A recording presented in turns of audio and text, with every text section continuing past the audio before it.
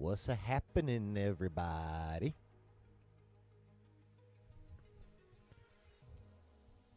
How y'all doing? Welcome to the midweek stream.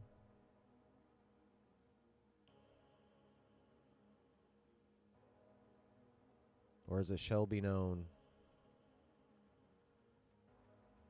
arguing about the Acolyte round 2.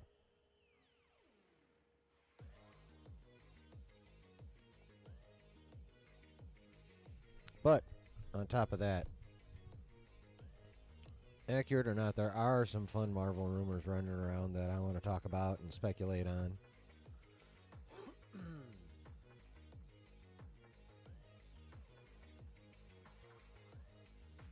So, those are the plans.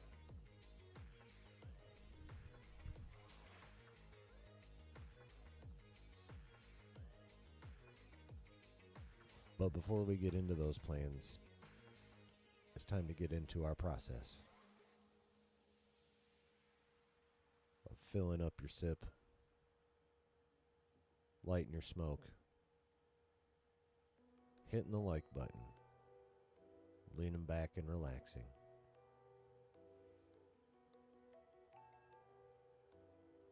And get ready to get triggered by Acolyte talk and then relieved by Marvel talk. Right here on our fun little Wednesday night stream. Oh yeah.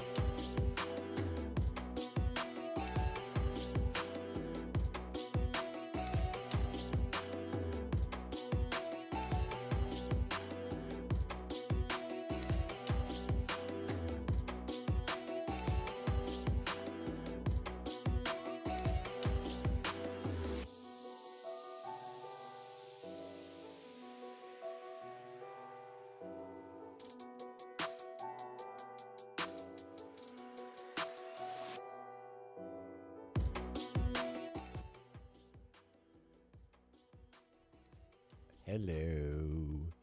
How are we all doing on this Wednesday evening after the most recent episode of The Acolyte? Good God, what the hell?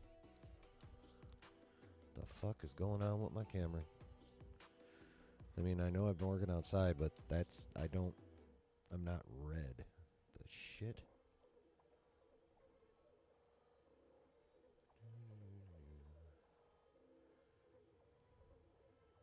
Oops, not that. Ooh, there we go. Maybe that? No. Ooh, no, definitely not that.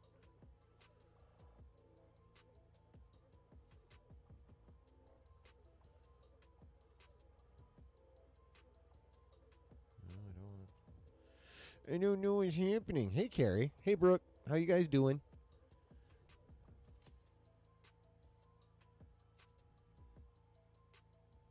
Well, yeah, that's better. All right. It was weirding me out. Twas weirding me out, man.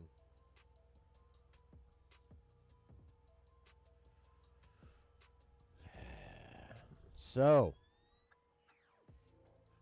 how's everyone's week been so far? God damn it. What the fuck? All right. There we go. How's everyone's week been so far? Doing good tonight, Brooke? Good.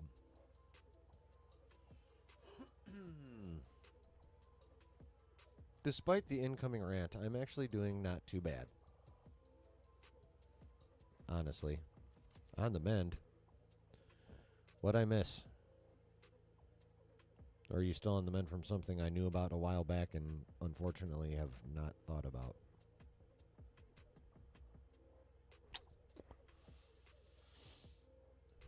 But yeah, no, I'm doing okay.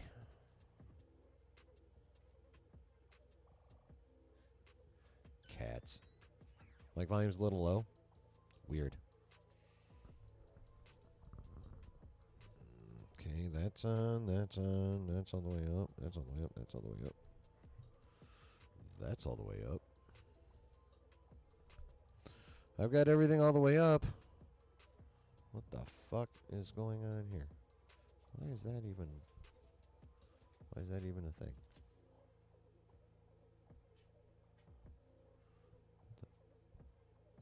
Go away.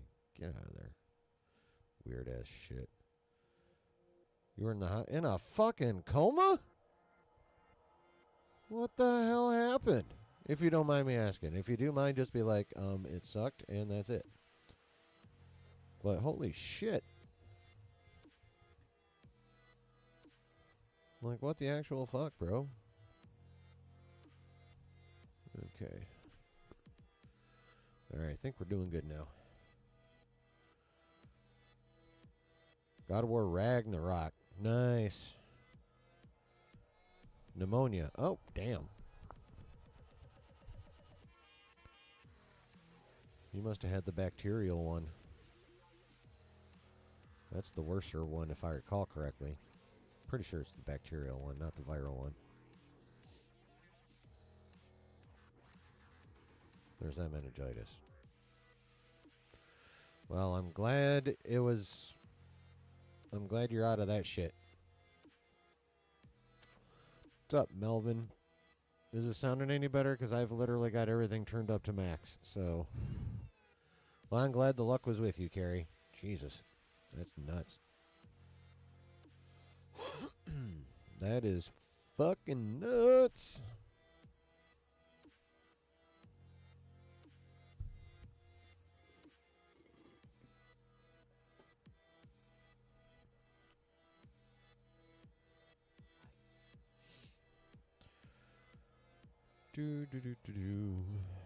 All right. So, one little wee bit of show notes. Pause for scratching. Friday, I should have plenty of available time to myself. So hopefully I will actually finally get the intro video up on the new channel on Friday. That is my hope. That is my goal. It is not a guarantee. Let's just make that clear from the outset. Not a guarantee. It is a desire and a goal. That's it.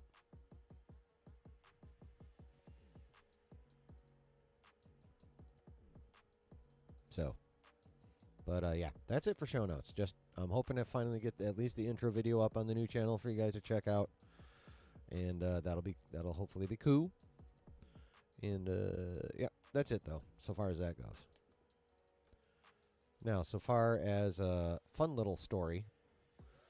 Today I was out door dashing for the cash, and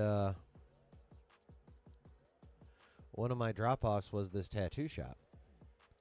And I walked into this tattoo shop, and the first thing I see is Star Wars decorations. Like, I looked right, and taking up the whole top of one wall, like a little bit below the ceiling, was an entire row of Mandalorian / Clone Trooper helmets. And then there was like all kinds of other shit. They had some Marvel shit too that was pretty dope. But like they were nice enough to let me go pee there, and in the bathroom were like framed blueprints of like a shit ton of like the coolest Star Wars ships. It was awesome. That is where I'm going for when I get a nerdy tattoo. I mean, does that not seem like the place I should go?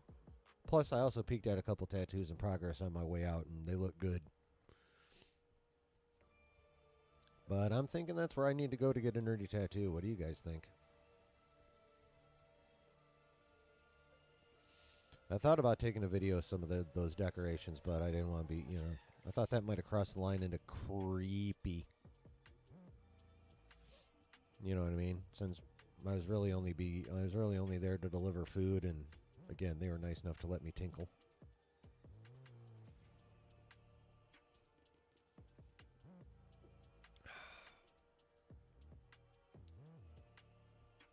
Oh, don't worry. There shall be a rant. It shall happen. And I'm getting it done early for 2 reasons. One, my wife's getting tired and I need to be done with the super loud part before she wants to go to sleep. And 2, I want to end the stream on the fun stuff, which is the Marvel stuff. So we starting with the rant and then we're ending with rumor and speculation.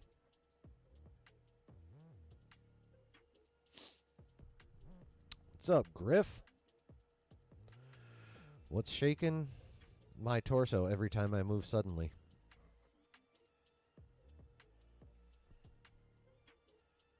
That wasn't just the desk.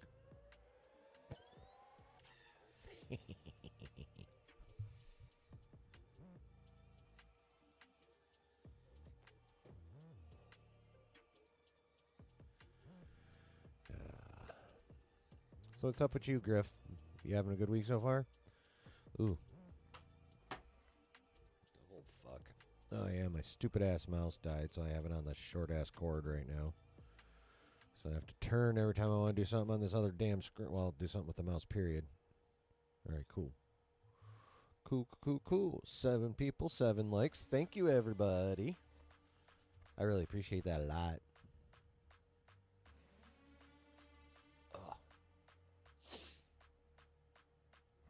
You guys are so nice.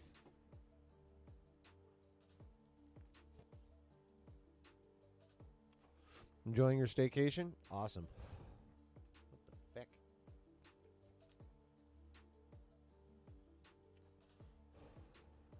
There we go. So are you like knee deep in projects or just kind of, you know, just with like one and just taking your sweet time with it?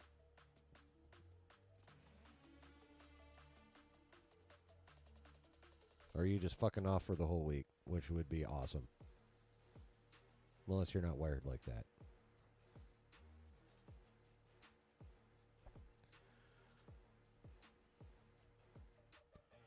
Some people's idea of a staycation is building something the entire week they're off their regular job. That is not mine.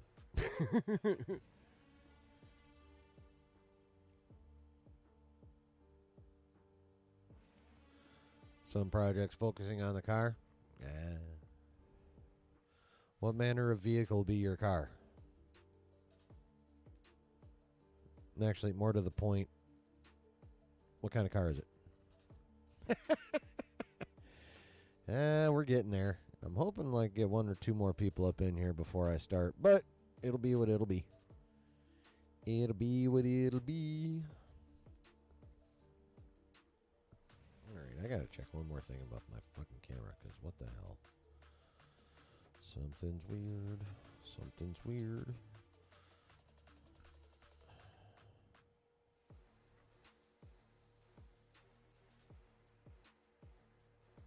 Oh. That was it.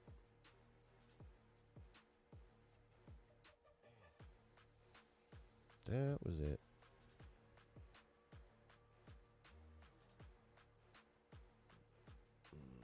Oh, 03 Gallant. Oh, okay. Cool. Ugh. Okay. Oh, yeah, that's better. I'll move back just a little bit. Scoot over like this and that. There we go. Now we're in business. Oh, yeah. And for those of you who were not hanging out in Harris's stream earlier, I have Star Wars Oreos. And as you can see, what is it, Nabisco? Is that who owns Oreo these days? Who the fuck owns Oreo these days?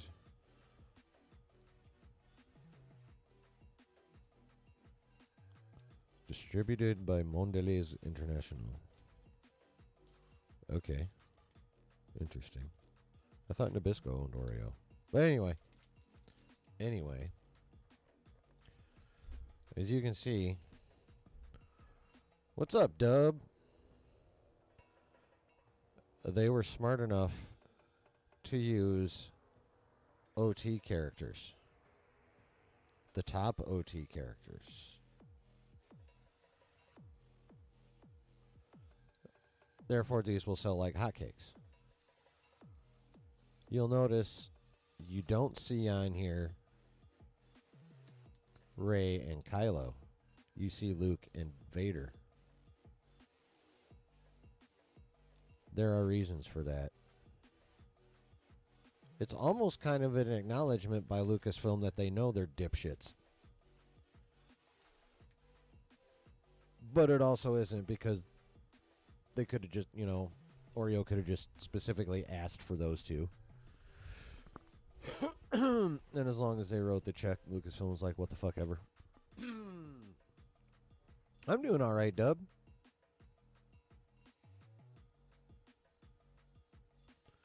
I mean, got some thoughts to share.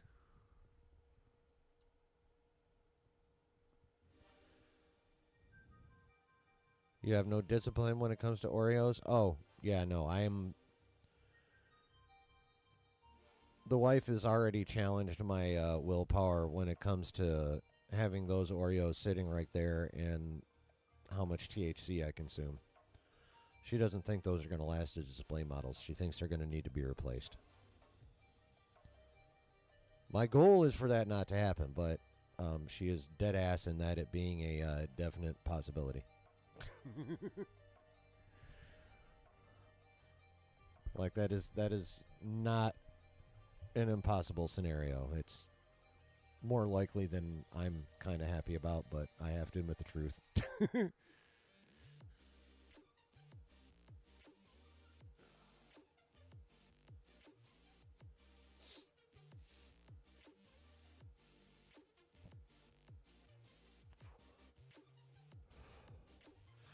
C-Dub, I posted a pic of the dangerous smoothie in your Discord, chilling. Nice. Nice. I'm going to take a quick little peeky now that you brought that up.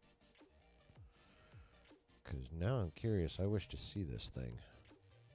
You got the stream on over there? Okay. I want you to see it too. Ah, sweet Jesus. Fucking updates. Okay.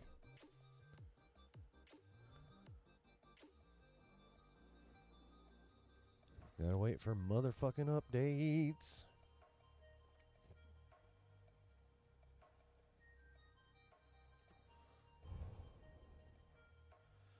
Motherfucking updates. Alright, here we go.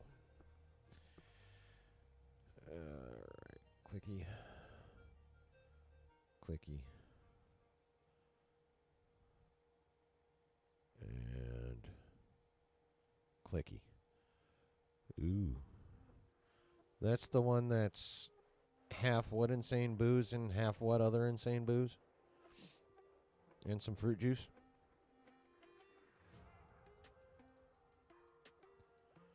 Please refresh my memory on the recipe because I really, really, really need it. Because I wish to recreate this shizzle. But yeah, that,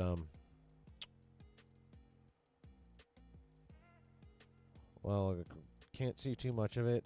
I like the color. I like what I can see of, like, the iciness. And combining that with the description, I really, really want this motherfucker. Like, I need to make one of these for, like, a Saturday stream. For reals.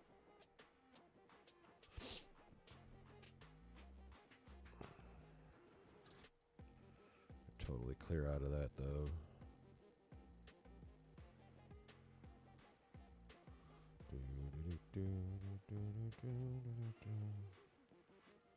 Alright.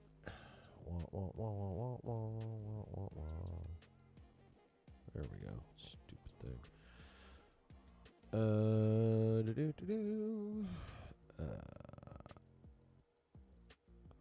Brooke says, I'm wondering how Acolyte will end. To be honest, hard to tell at this point. Kind of. I mean, yeah.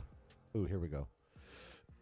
Yeah, we're halfway through, and they instead of creating more questions, it's time to start answering some motherfucking questions.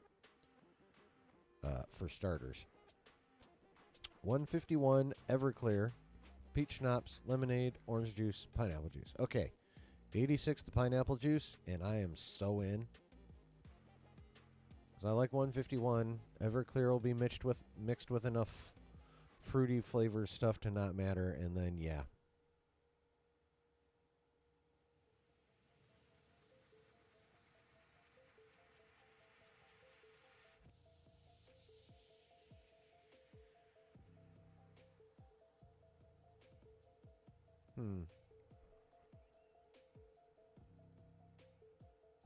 Yep, no pineapple juice, and I'm totally here for that motherfucker.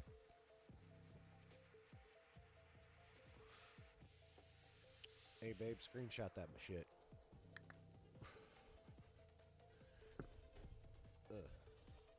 Please and thank you. I need reference material. I acknowledge a need for reference material, unlike some people who run certain used to be really awesome IPs.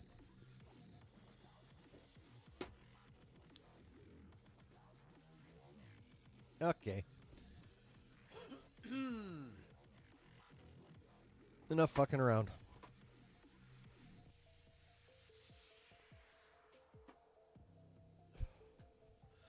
Let us delve into this episode. You'd switch out the peach for melon ball? I mean, that's a worthy substitute as well. I cannot disagree with that notion. That also sounds delicious.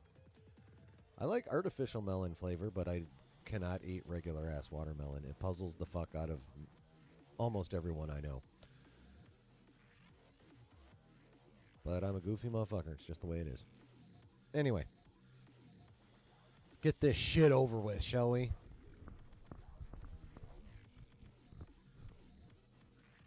All right. Before we get into the meat of this whole schmear, we'll talk a little bit about the actual episode itself. It had a couple good points for me.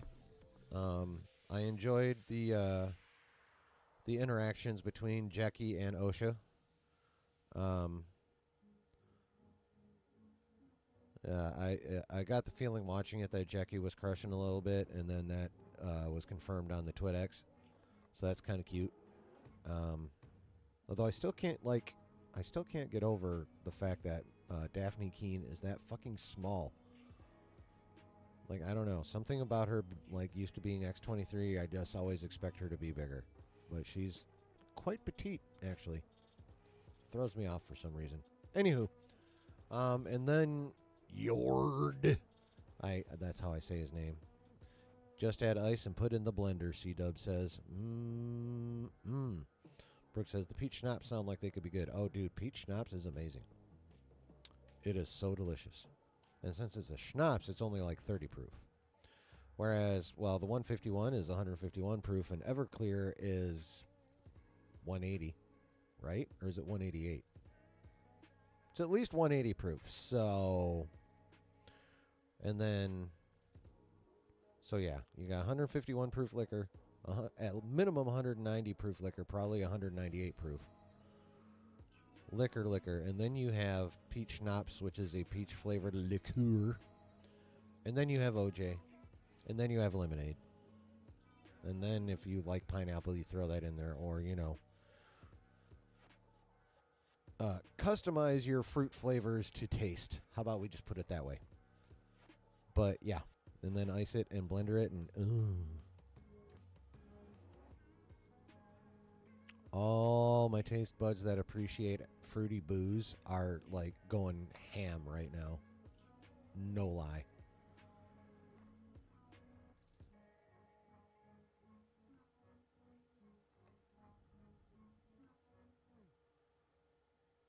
Wait, what? This place will ask you if you want to add any additional shots for $1 each, or add 5 milligrams of THC for $3. Holy shit! Yeah, $3 more. Throw 5 milli of THC in that bitch. Take that shit to go. Go home, sit down on the couch, turn on a movie, and I'm done. Good God. How much is one of those? You seriously can barely taste the alcohol. It's dangerous for real. Oh yeah. If it's that smooth, I'll be through that motherfucker probably way too fast and then regret it immensely. If not that same night, definitely the next fucking day. There will be regret. It's unavoidable at this point. It is unavoidable.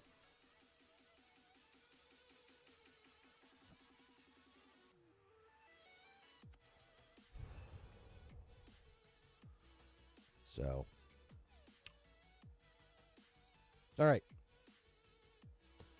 Back to the point. The fuck was I talking about? Oh yeah, the episode itself. Most of it was an absurdly long hike with, like I said, 2 or 3 kind of cool character moments, and then, admittedly, a fairly sweet ending that was way too motherfucking short.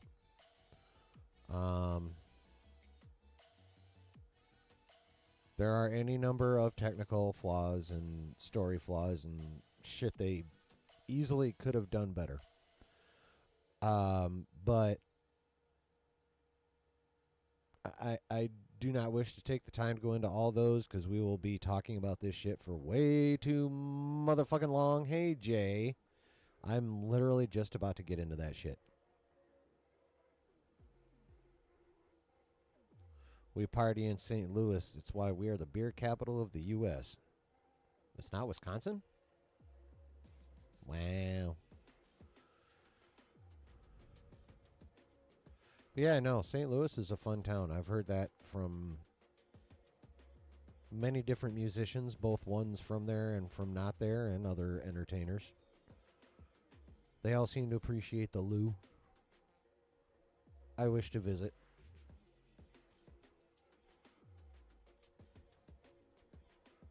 Once. Maybe even... Actually, I don't know. Well, anyway, I want to visit there once.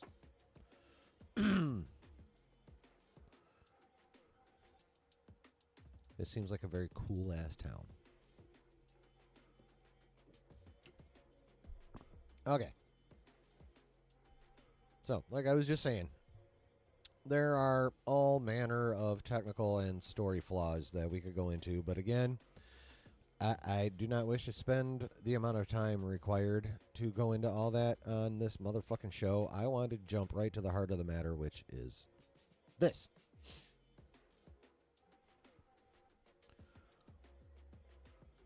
A lot of people are not happy about the presence of Ki-Adi-Mundi in this episode. Plo Koon's fine. His race lives for centuries, plural, so he's cool. Ki-Adi-Mundi, based on all available knowledge, literally prior to Tuesday night, was born in 93 BBY. So 93 years before A New Hope. The Acolyte is set 100 years BBY. So, unless he's motherfucking Benjamin Button from the womb, he shouldn't even come out as mama for 7 more years. Okay? What's up, T. Davidson? How you doing? Now, A lot of people are hung up just on that. And they're right to be hung up on that. It's... All right. I call it canon breaking. On a 100% technical scale, it's not, because the information we have for his age is based in legends. So while it's technically not canon breaking, it's fucking canon breaking. But here's the thing.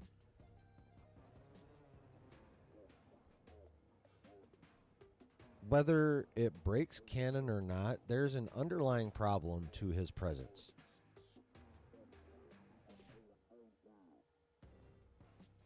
Before he should be there, based on, again, all available information prior to 2 nights ago. No, last night. God damn, it's only Wednesday. Yeah.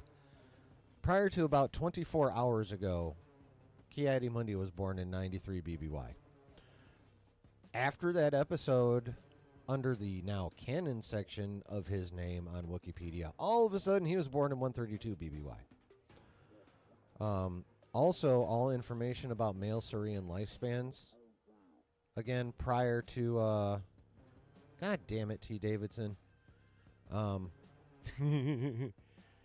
Again, prior to literally Tuesday night, the average lifespan of a male Saurian was about 50 years. So, even if you want to accept his canon birth date, the fact that the only lifespan for the males of his species that we have info on comes from legends, means he should have been dead long before the prequels. If he was born 132, that means he's already 32 years old here, which means he's on average got like 20 years left, which would still leave him 80 years short of being alive for the prequels. C-Dub. How dare you, T? Ban him!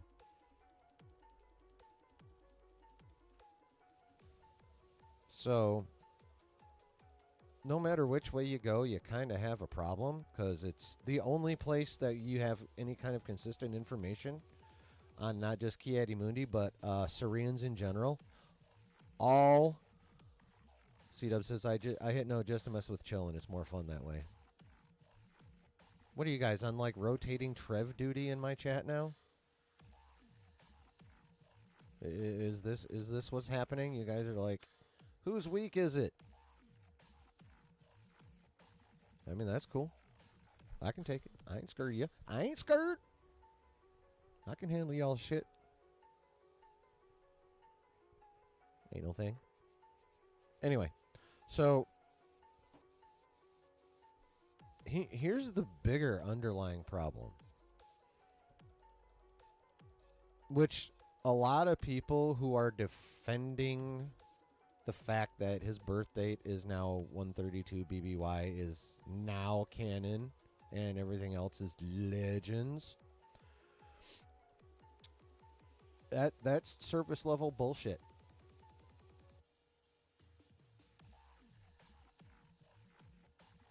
It is. That's lazy. That's just scraping the surface. You want to know what the real problem is? I assume you do, because that's what I put on the fucking thumbnail, and here you are. So, and by the way, thank you all so much for being here, whether you're active in the chat and lurking. I hope you all hit like. And if you have not yet done so, please hit the subscribe button and the notification bell, so you know anytime I'm doing the shiz I do here.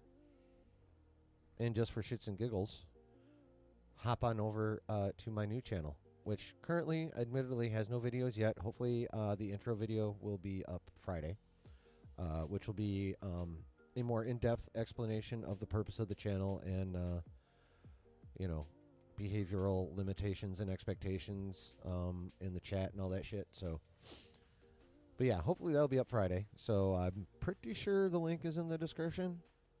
Pretty sure. If not, someone remind me later and I'll throw it in chat. Or someone with a wrench can throw it in chat if you're feeling frisky. Excuse me. Cito says, we wouldn't mess with you if we didn't like you chilling. Of course, we hit like and tell others to join us over here. Oh, I know you guys do. Link for it? Yeah, there's a link. Check the description. If it's not there, then, you know, someone with a wrench, feel free to please throw it in chat. I would appreciate it greatly. So, here's the real problem. The problem is less that they broke canon because, again, it can technically be argued that they didn't. Because they didn't break their canon and it's their IP now. And I really hate it, but I'm the type of guy that would totally use that against somebody, so I kind of have to acknowledge it.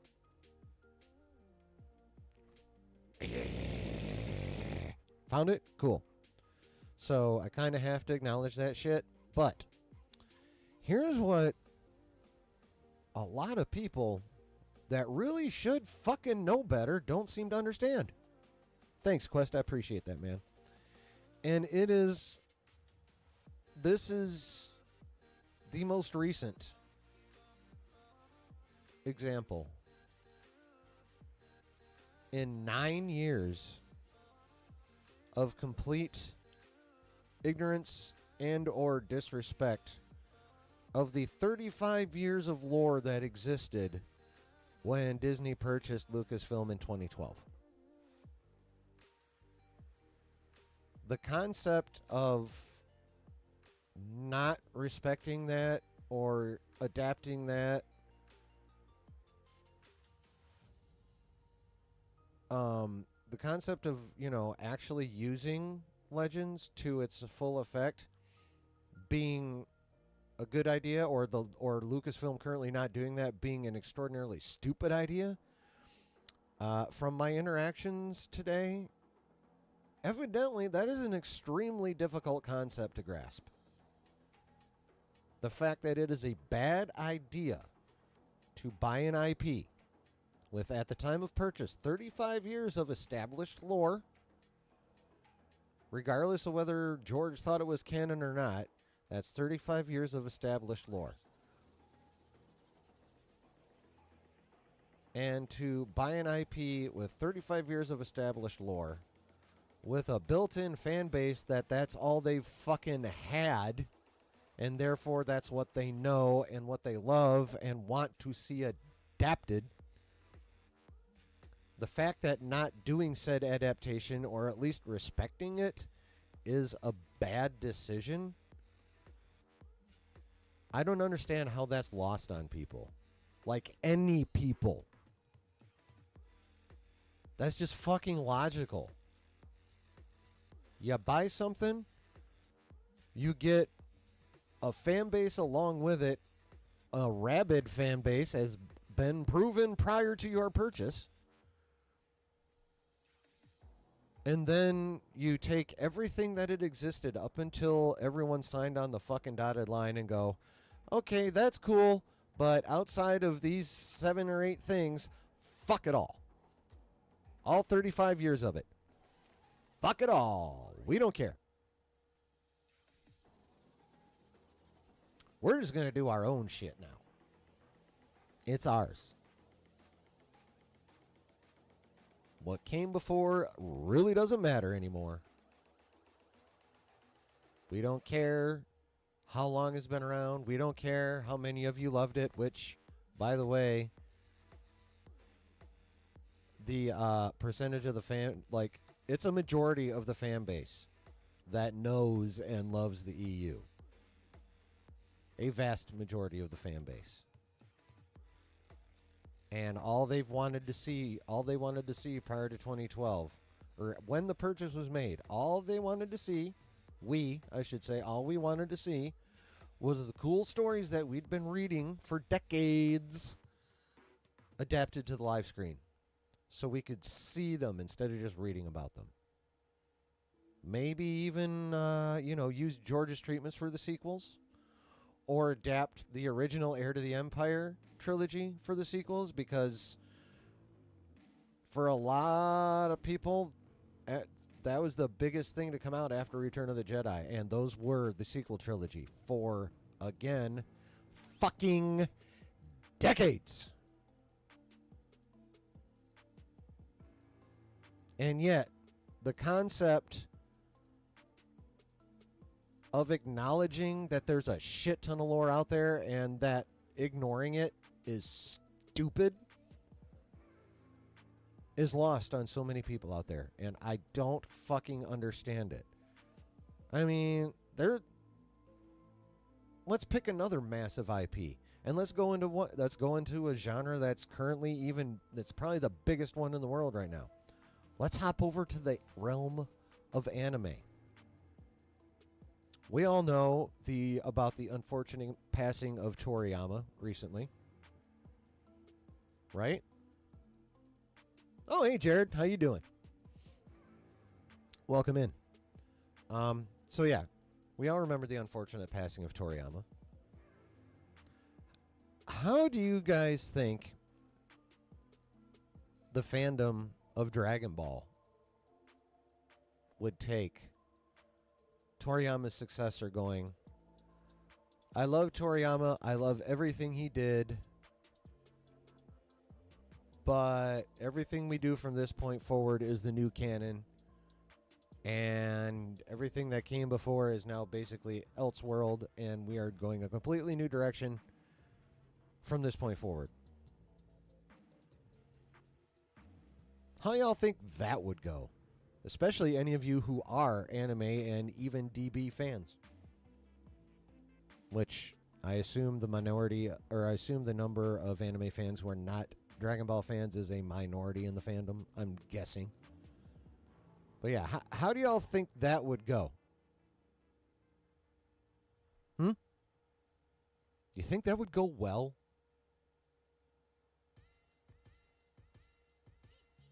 You think the fandom would accept that and move on with life? Fuck no, they wouldn't. Hell no. Why would Star Wars fans be any different?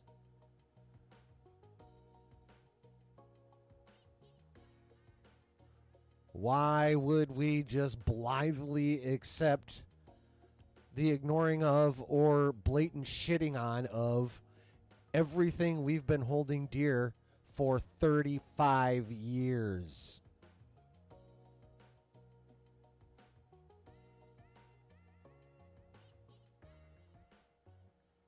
Like, seriously, is that a hard concept to grasp, that 35 years of lore means more to most of the fan base than this last 9 years of mostly poop that Disney has given us?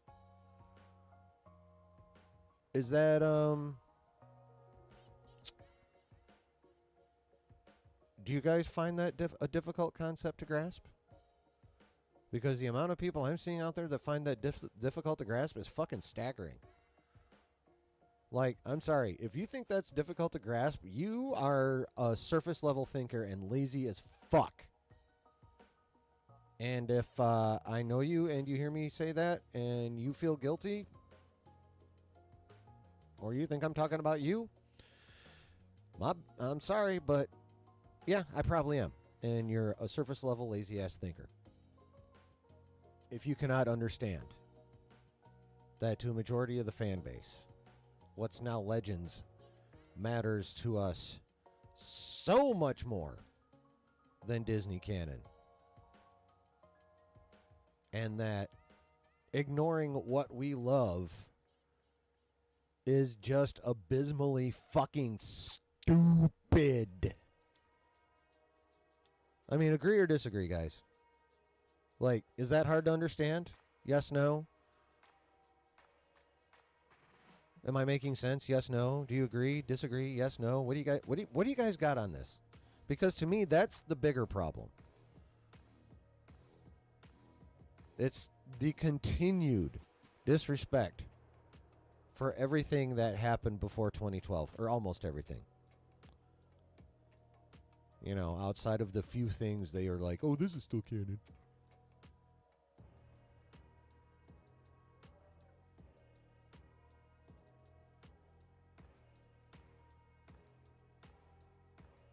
Carrie says, not at all. Hashtag agreed. Thank you. T. Davidson says, making sense, my friend. Thank you.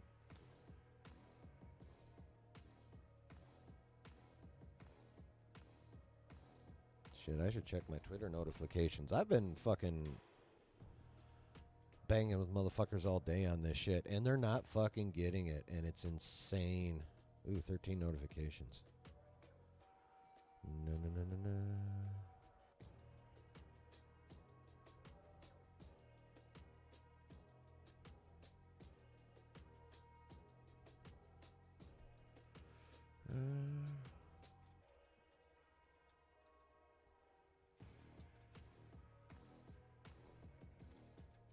This person's actually starting to accept facts.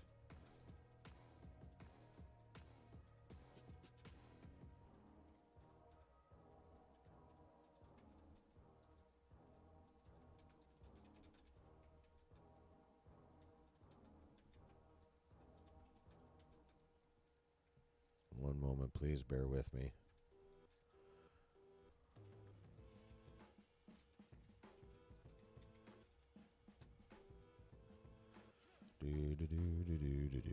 I had Twitter up for a completely different reason, but you know.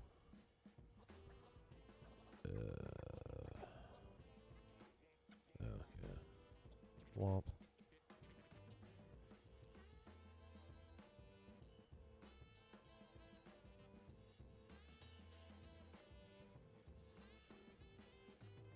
What the? I'm also pissed that Disney just let Luke Skywalker feel in love with a computer. Yeah, I'm not even... Okay, whatever. Anyway, that's not why I'm here. That's not why I'm here. Okay. Anywho. All right, now let me I'm gonna go ahead and get caught up on the chats now, guys, because that was it. It's the insanity of not being able to understand the much bigger problem, which is going on a decade of complete disregard/disrespect of the lore that most of the fan base knows well and loves. Most of.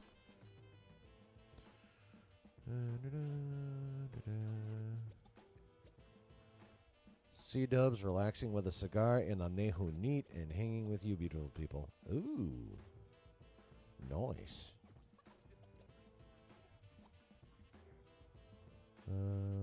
Brooke says, I'm honestly just more like disappointed than upset with how Disney has treated Star Wars.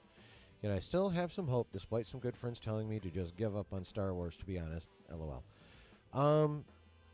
I mean, you're handling it better than I am.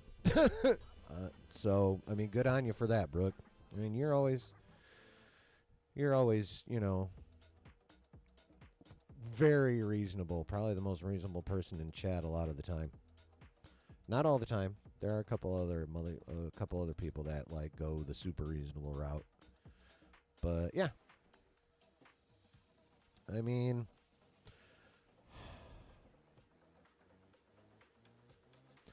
I'm gonna be like a little copycat bitch, and I'm basically gonna go the Josh route. I'm watching next week and see if they give me another reason to watch episode 6, but that I'm basically week by week on all Star Wars projects going forward. Is pretty much how it's gonna go.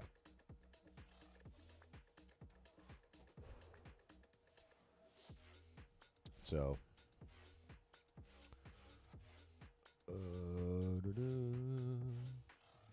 Brooke says anime is killing it. Started watching a bit of Fear in 3 episodes. Pretty good fantasy anime. Oh yeah, I've heard.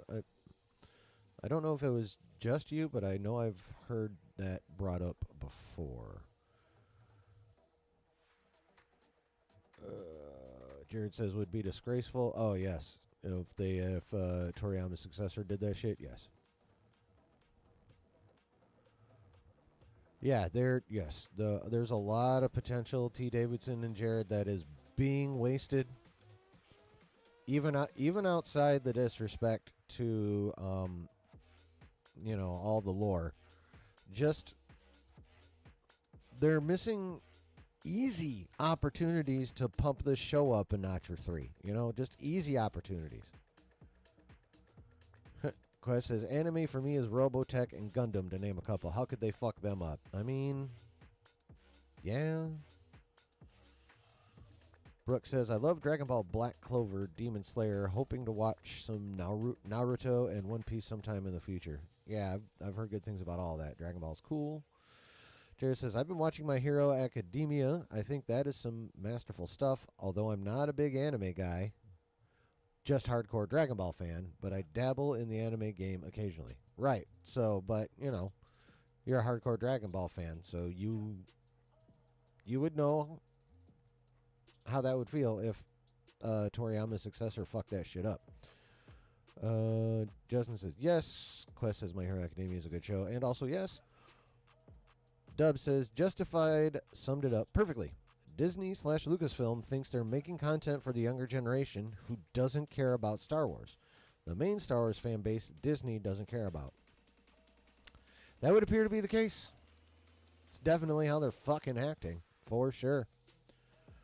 That's a pretty fucking good summary.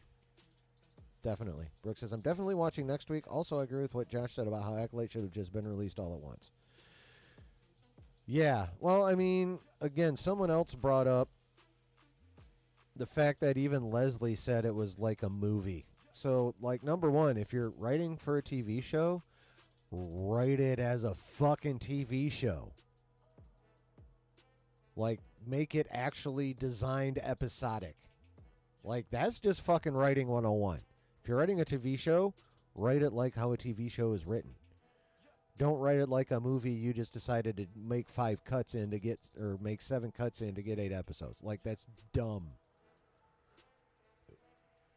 That's just stupid. And that's just one of the many things they're fucking up from a technical standpoint. Set aside all the disrespect shit I was bitching about before.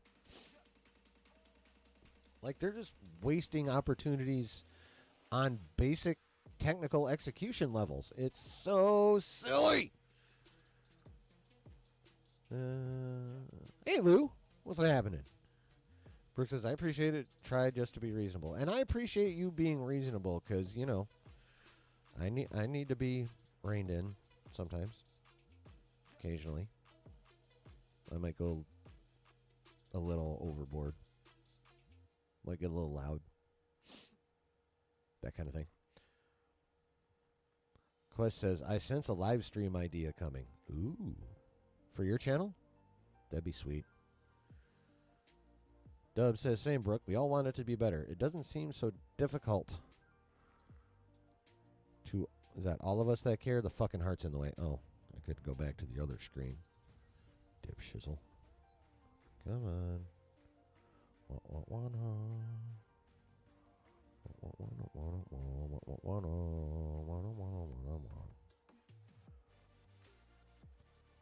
Yeah. We all want it to be better. It doesn't seem so difficult to all of us that care. Jared says, yeah, I mean, Dragon Ball is very corporate, similar to Star Wars, but Dragon Ball had Toriyama and now his apprentice Toyotaro. Lucasfilm has zero singular vision. I don't know about that. It's just it has a shitty singular vision because it's Kathy's, and Kathy is not doing it right. I mean, this is Kathy's vision of what Star Wars should be. Let's not get it twisted. It is.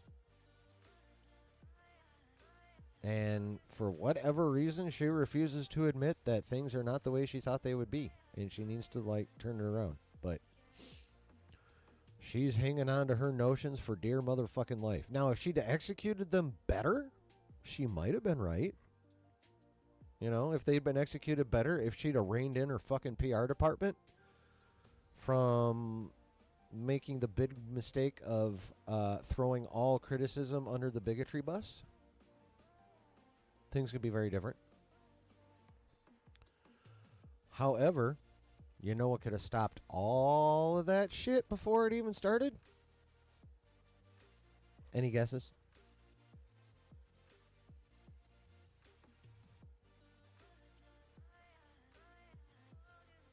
What do you think?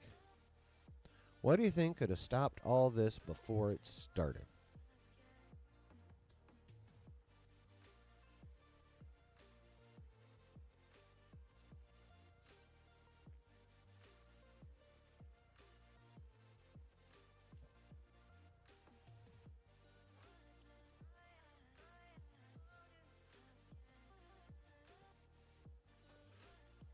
Quest says, oh, no holds barred, 100% honest, no hold back live stream.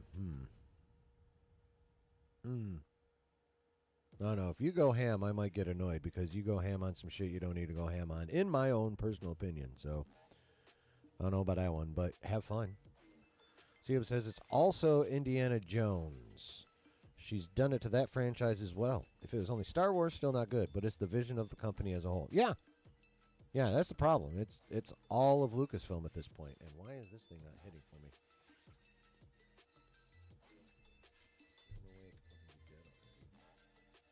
I literally just got this today. There we go.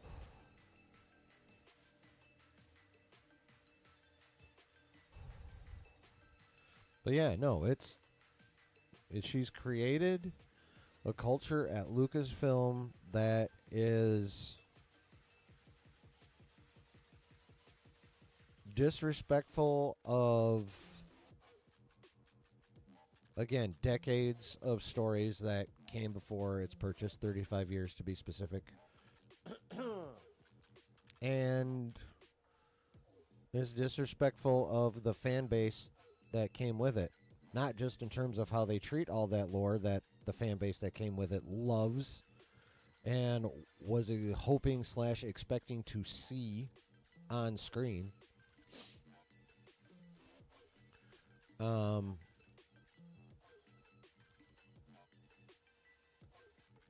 damn it, now I lost my train of thought.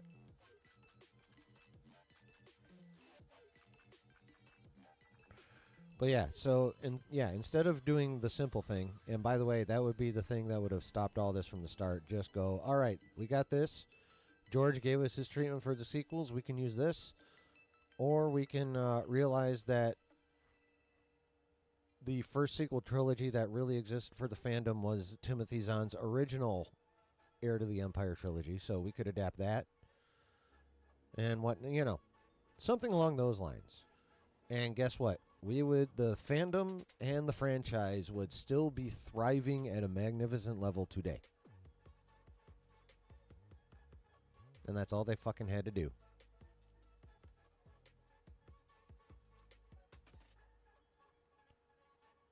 But they said, nah. Fuck all that shit. This is how we think Star Wars should be.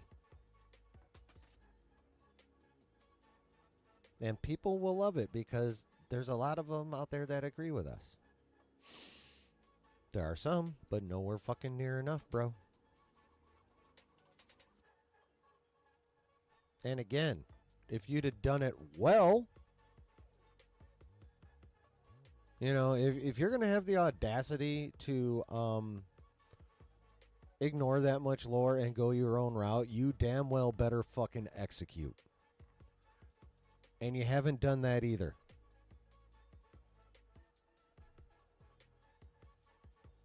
Like, if you're going to work a specific agenda and line of thought and messaging system, you'd better do a fucking good job of it. And you haven't. You've been shitting on a well-loved franchise. You've been shitting on the actors you claim to be fighting for by giving them poorly written roles.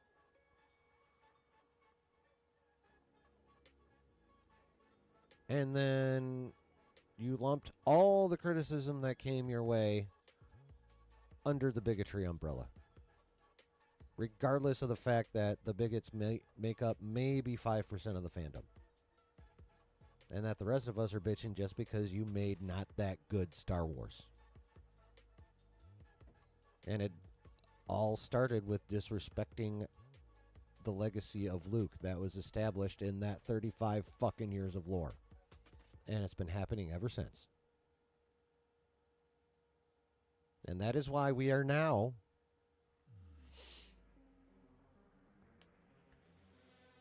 after 47 years of Star Wars existence, we are at the lowest point this franchise has ever been. All because of lack of respect. It's really that fucking simple. And that's the real problem with Ki-Adi-Mundi being in this episode. That's the real problem.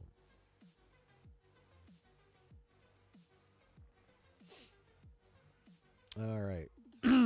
Back to catch up with the Chizat. Quest says, a no-holds-barred, 100% honest, no-hold-back Oh, I read that one. Indiana Jones. Carrie says, Quest, that sounds amazing, to be honest. Ned, what's happening? Headless Ned Stark up in this bitch. They float now? They float now! I actually... At first, I was like, what the... And then, as the floating in was completed, I actually dug it. To me, it reminded me of, like... You know, like an old school vampire floating in to attack the victim, and I love that kind of shit, so I dug it. I understand if other people thought it was lame. I get it, but personally, I dug it. I dug it. Jared says, Star Wars is all over the place. Dragon Ball Super has been continuing the story of Goku and Vegeta. Star Wars telling side stories in like 4 or 5 different eras. Yes. But you can tell stories in multiple eras. Well, first of all, you can tell them well. And second of all, you can tell them in a way that, at a minimum, acknowledges that, like, lore prior to 2012 exists. You know? We really don't even fucking get that. C-Dub says, sounds good as long as it doesn't turn into nerd-rotic Quest. Can't turn it into low-hanging fruit. For fucking sure. So that's the problem with a lot of these debates. They stay surface level. They just treat low-hanging fruit like a piñata, and they don't get into, like, the underlying problems. Like, and I'm going to toot my own horn here. Toot. I just fucking did. And I could gripe about agenda all fucking day long, but the problem isn't the agenda. The problem is the execution of the agenda.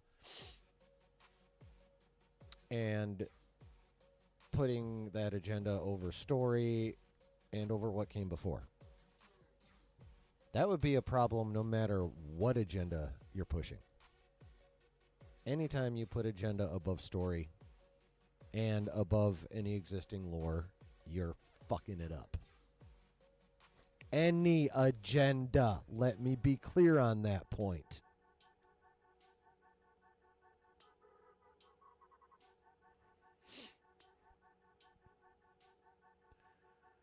All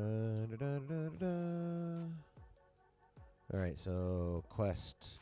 Doesn't everyone love a good debate with no holding back? Carrie does. Quest says, if I can make it happen, I will. Carrie says, as long as it's the truth that people have been holding back or if they just fail to see reality. Absolutely. Yeah, as long as we're dealing with the actual reality of things. Carrie says, there's way more people that believe the same as what we all agree on. What are you defining what we all agree on as? That's what I need to know. What's up, Travis? Thanks for coming on in, man. Oh, Travis already coming in hot with the theories. All right, Travis says, my theory. May's test was to kill without a weapon. Kelnaka killed himself out of his own guilt. May's test is following through, finding he took his own life, passing, but she gives up.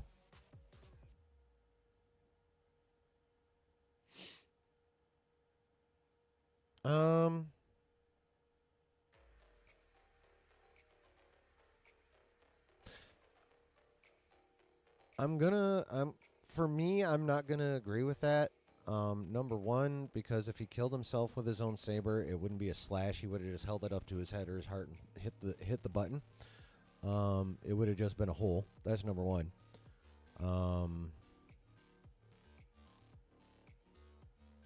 So yeah, I'm pretty sure the masked dark side user. We don't know if they're a full Sith or not, or if they're just the apprentice to somebody or what have you. So I'm going to say the masked dark side user, which is currently the most accurate term we have, it did the killing.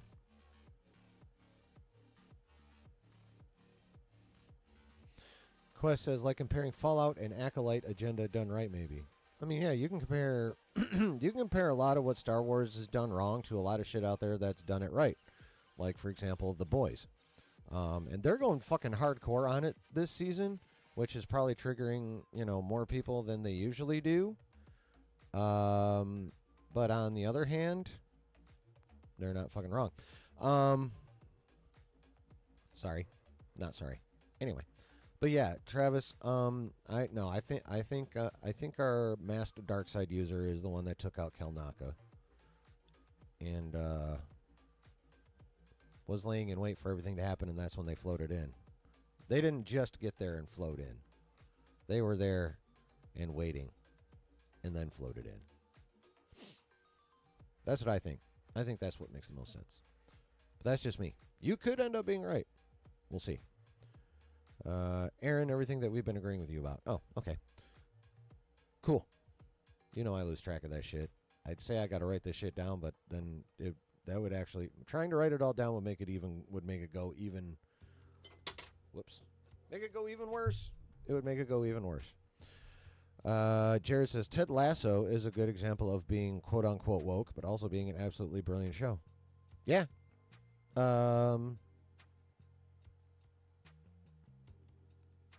Game of Thrones, House of the Dragon. I know there are those who would consider those pretty woke shows, but those are hugely popular. Although Season 2's premiere of House of the Dragon lost 2 million viewers from Season 1, so that's a little what the fuck, but that's a whole nother thing. But yeah, like there's a right way and a wrong way to do whatever messaging it is you're seeking to do. And Lucasfilm has been doing it wrong. Marvel was doing it wrong in phases 4 and 5.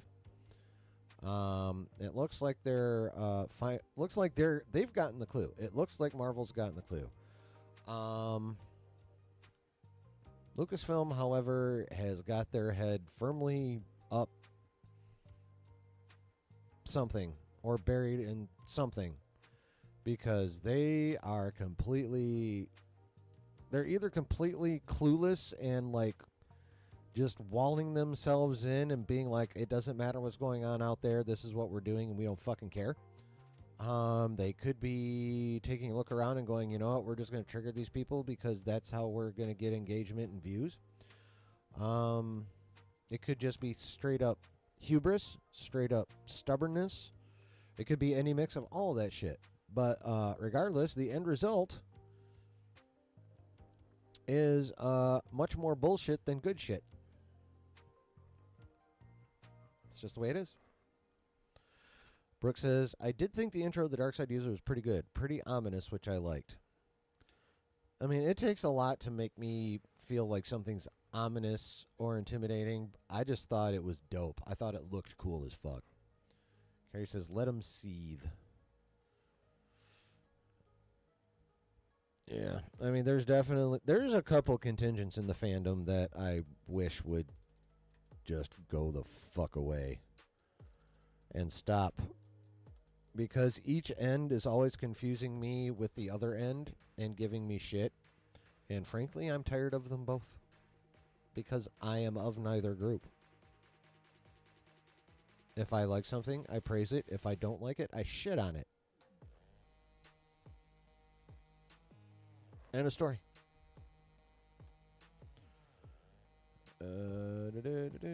Quest says, is a Chimere in the mask chilling? Travis says, I personally don't want Chimere to be the villain, but all signs point to him. Too many signs. I'm 90% sure it's Chimere. If it's not, then that better be a very well executed twist. And at this point, through 4 episodes, I do not have the confidence in them being able to execute a twist of that nature well. All of their twists to this point have not been executed very well. So I have no confidence that they would be able to execute a twist like that very well either. C-Dub says, agree, Jared. Lasso is great writing, clever, and makes you think without being heavy-handed or insulting. Exactly. Justin says, at this point, this is intentional. Yeah, probably. Well, intentional based on hubris and stubbornness. Like, I don't care what all these fuckwads say. We'll show them. We'll get the numbers one way or the other.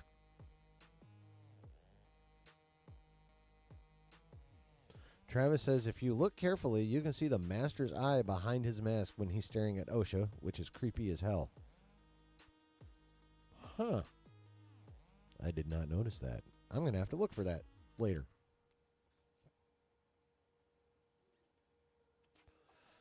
So,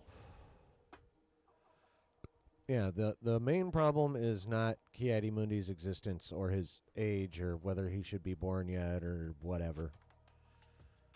The bigger issue is the continued ignorance, not only of Lucasfilm, but to a portion of the fandom that, for some unknown reason, cannot realize that for a majority of the fandom, the EU is much more important to us than anything Disney has and apparently can come up with. Carrie says, wish they'd come up with something original. I mean, well, they tried that. It's called Andor.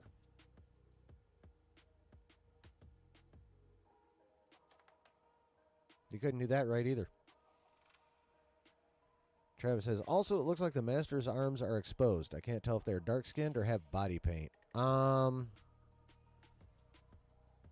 Might just be skin-tight black material. Also. I think that's what it is they have skin-tight material on. Akin to, like, you know, neoprene or ultra well-made spandex or some shit like that. That's what I think it is. I could be wrong. Very easily could be wrong. I missed the whole eyeball thing. I definitely gotta go check that shit out. Are you in my Discord, Travis? Because the link is... I'm pretty sure it's in the video description, too. Because if you're feeling frisky, you can somehow gain an image of said eye behind the mask and post it in my Discord for us all to enjoy. I think we would all be pretty grateful and think you're pretty cool for doing that. You know? All right. Anything else? Because we spent almost an hour on this shit, which is about double the time I wanted to. So, and there are many fun rumors to speculate about. Whether they're accurate or not, I don't fucking care. It's something fun. And I am ready for fun. How about you guys? But I am definitely willing to talk about any more thoughts you have on the episode or what I've been talking about. Travis says, if you're looking for it, you'll see his eye right away as it reflects off the light. Now, is it when he's up to OSHA or just on his way?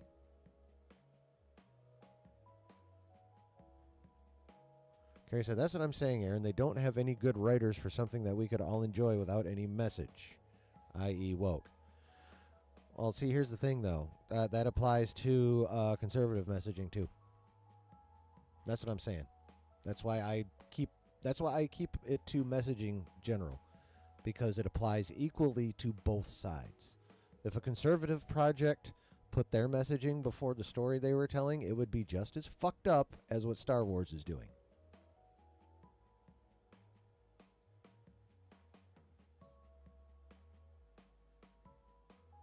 So that's why I don't bother talking about what the messaging is specifically, because the specifics of the messaging do not matter. It's how it's executed that matters. And Lucasfilm has been executing highly poorly. Unlike quite a few other projects that do it right. Yeah, but like that's why I don't even bother using the word woke, though. Because it's equal opportunity stupid to put any messaging before story. Quest says, I don't think Smilo Ren is a Sith at all. Yeah, I've heard that before. I think that's kind of funny. A Dark Jedi is more likely. Well, If it is a Dark Jedi, that would definitely not fuck with what Ki-Adi-Mundi said in The Phantom Menace, because a Dark Jedi is not a Sith. So that would actually be helpful. Something we could all enjoy without any politics. Oh, yeah, I'm totally down for that. I am totally down for that. I don't know if that's remotely humanly possible at this point, so I'm looking more for a story so damn good I don't really care what you're saying unless it's just like fucking completely out of pocket. Brooke says, definitely ready to discuss Marvel stuff. Yeah. But yeah, no. Oh, yeah. And ideally, I would love to just have complete full escapism in my in the stuff that I watch. I don't know. Well, I mean, number one, I don't know that we've ever truly gotten that in Hollywood. At least not for any significant length of time. However, it has ebbed and flowed in its strength, and it's time for an ebb. It is time for an ebb to where it'll never go away, but it definitely can. Percentages can be reduced, and it's time that happened. My problem with that is they wouldn't know if it's a Sith or not, so that still doesn't help that. Well, actually, not knowing for sure if it's a Sith does help that, because if Ki-Adi-Mundi never knew for sure that it was a Sith, then he would still be able to say that the Sith have been extinct for 1,000 years. Because they don't know for sure it's a Sith right now. They just know it's an evil person that now evidently has a red lightsaber. But no one has used the word Sith yet. Right now, they think it might be a rogue Jedi. And if that's the conclusion they come away with, then that saves Ki-Adi-Mundi's line in The Phantom Menace. Now, any one of them that's like, that's a Sith, needs to fucking die. But if they're just like, we're not sure what the fuck that thing was, then all's well, at least in that specific matter of canon. They still fucked up on the age. But again, that's the smaller problem. The continued disrespect's the bigger. But they did fuck that up. They could still, instead of just being a weak-ass copy of Anakin's timeline, actually step directly on it. They have not yet done that, but they very easily could. Again, the show's halfway over. So, only halfway over, I should say. So, all the verdicts are not in yet because all the evidence is not in yet.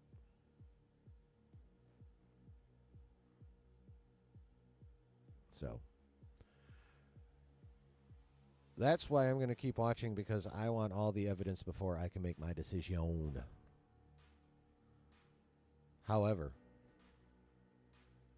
if they keep doing stupid shit, I may not want to talk about it on stream anymore, because I'd rather talk about other stuff. But, you know, it be what it be. Justin says, LOL, we have to cope so hard to make this make sense. They are not getting out of this at this point. I don't know if coping's the right word. We're having to do too much of the storytelling ourselves. That's for fucking sure. At least to this point. The mob doesn't need a verdict. Well, there's more than one mob, and neither of them need verdicts because they're already convinced in their own head. And I'm going to keep repeating that. There's two groups that are both equally extreme and both equally fucking dumb. There are mobs. There are groups.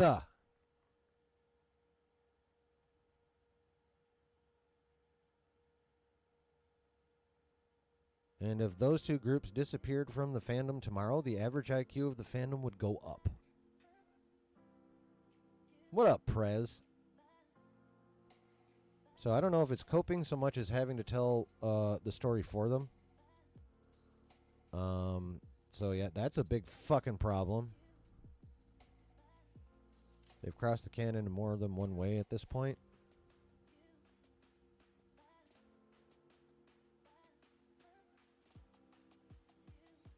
No. They're dancing around the edges of it, but no. So far, it's only just Ki-Adi-Mundi's age that they changed right after the episode for convenience.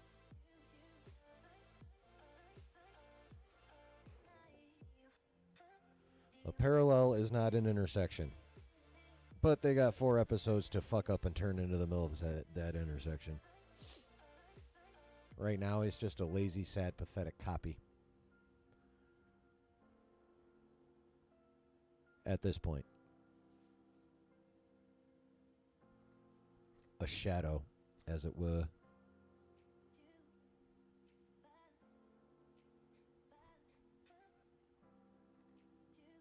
A weak, pale shadow.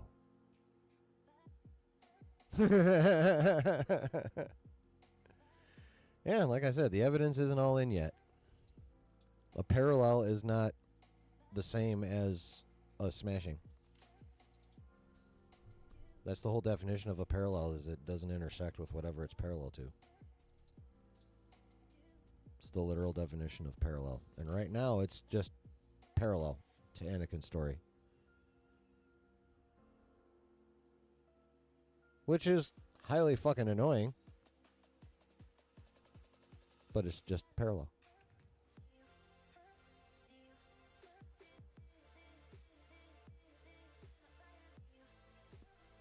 Now, if they, depending on how they explain what it is Mother Anasea did to get them into existence,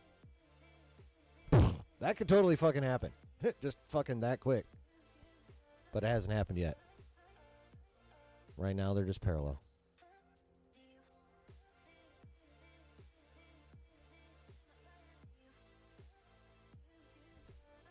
You guys are allowed to disagree with me. It's cool. I don't mind y'all being wrong. I'm just kidding. I mean, I understand why you feel that way. I just want more evidence. That's what I get for getting the cheap one.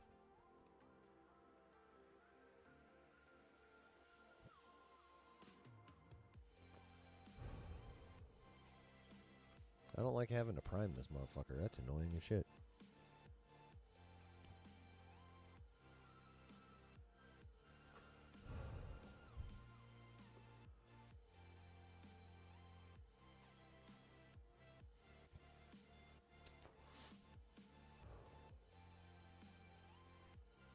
Oh yeah, it's just not there for me yet. But they're like,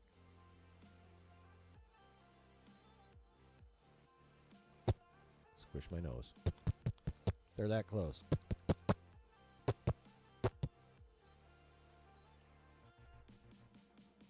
So, all right, that's enough of that motherfucking shit. Now we're almost on, like, we're over an hour on that motherfucker now.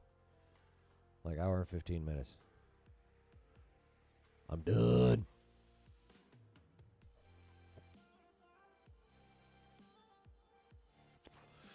Gary says their history isn't so great. I'm not expecting them to turn around anytime soon. Oh, neither am I. I mean, Iger is just letting them flounder and ignoring that they exist right now, and he's concentrating on Marvel because that one can get turned around.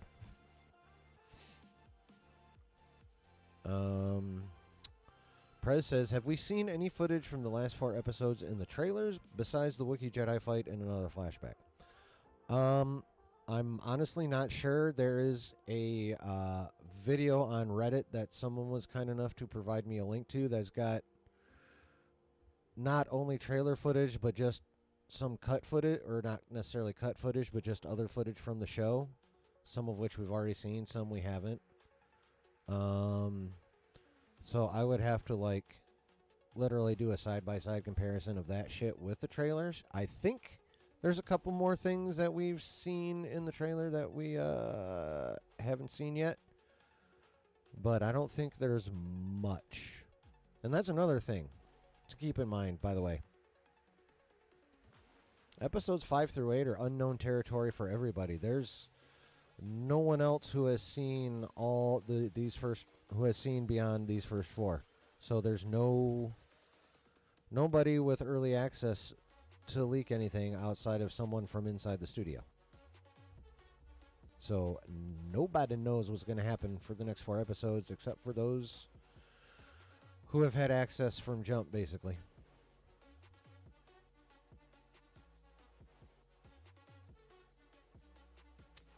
But yeah, no, Lucasfilm isn't. Lucasfilm will not even remotely begin a turnaround until KK be gone. And her hire also has to be of a completely different mindset than she was. What's up, David? So it's kind of like a twofold thing. She got to be gone, and her replacement has to be much smarter.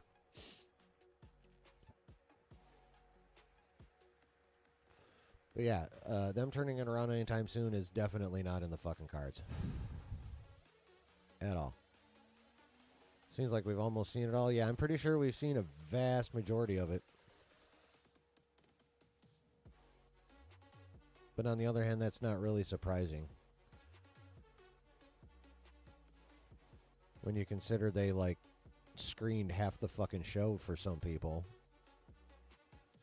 It doesn't surprise me that we're not getting too much trailer footage from the last 4 episodes.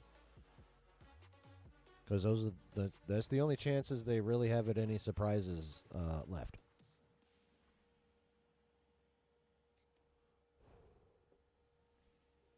So. Alright. Done with that shit. Time to fuck up retention and take my little stream break to take care of a stream, so to speak.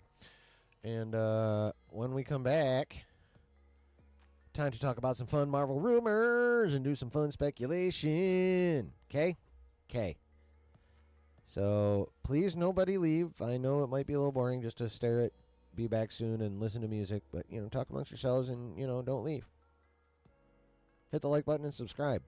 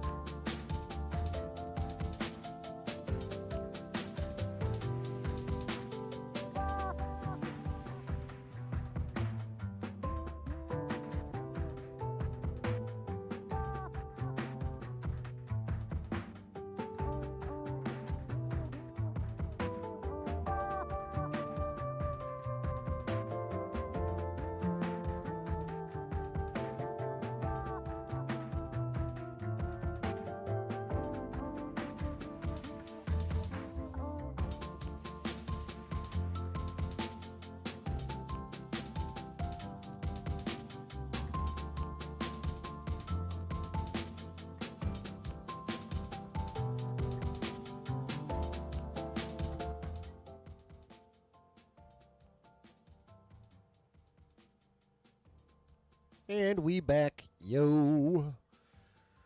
All right, what's going on?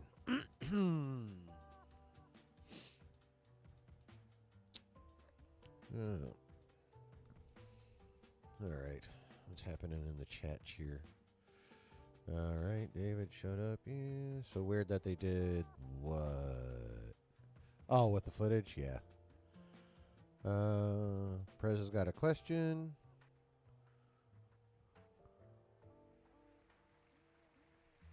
Cito says, probably should rephrase that. Don't want the NSA flagging me. What? The fuck are you talking about, Brie? Tita, okay. Prez says, if we never received Rogue One before all of this other content, do you think Rogue One would be as well received if it was released today, right now? If we never received Rogue One before all this other content, do you think Rogue One would be as well received if it was released today, right now?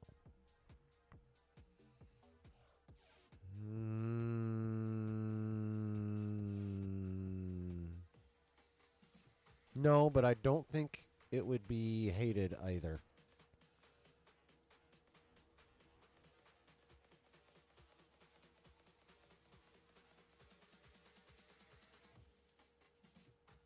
And just for the simplest of reasons, you had the Force Temple guy who, while not Jedi level Force user, obviously had at least some talent, so yay. And of course, Vader. So,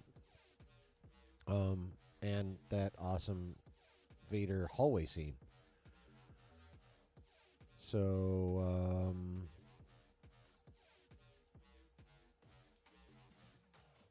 yeah, I think it would still, it would be treated as okay, but it definitely would not be as well received now. David says, just woke up needing toilet. Getting old sucks, but bonus, I get to watch the rest of the stream. Yeah, I mean, I'm sorry you had to go through, like, you know, any potential cramping or whatever. But, glad you're here. Carrie doesn't have any idea. T. Davidson didn't mind it. Perez loved it. Brooke says Rogue One was good and or not as good in my opinion. Totally agree with that one. Justin says only because of Vader. People quote for that movie because of Vader. Not just because of Vader. And I wouldn't really call it coping. That's actually a pretty well-written movie. I mean, Tony Gilroy is a good writer. He's just not a good writer for Star Wars.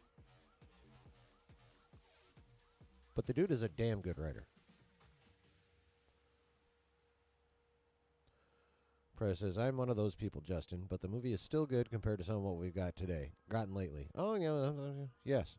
That's why I think it would, that's why I think it wouldn't be shit upon. It would just, you know, it would definitely be,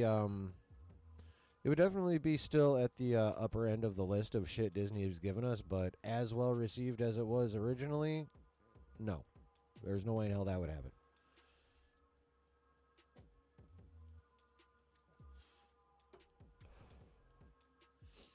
Well, it's not all coat, but let's be honest. The hallway scene is awesome enough to make up for a lot of weaknesses that may be in that movie. For a lot of us. But it's not completely cope. But there is some. There's some cope.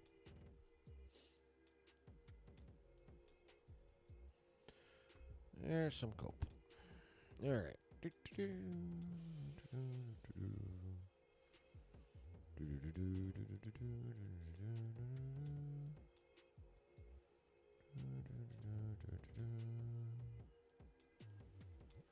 All right, where are they? Okay.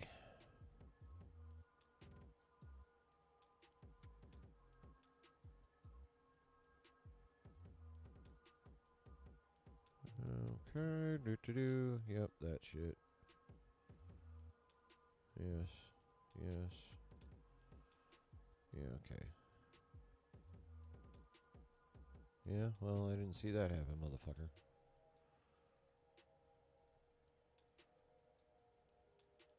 Okay, there's that. Where's the other shit?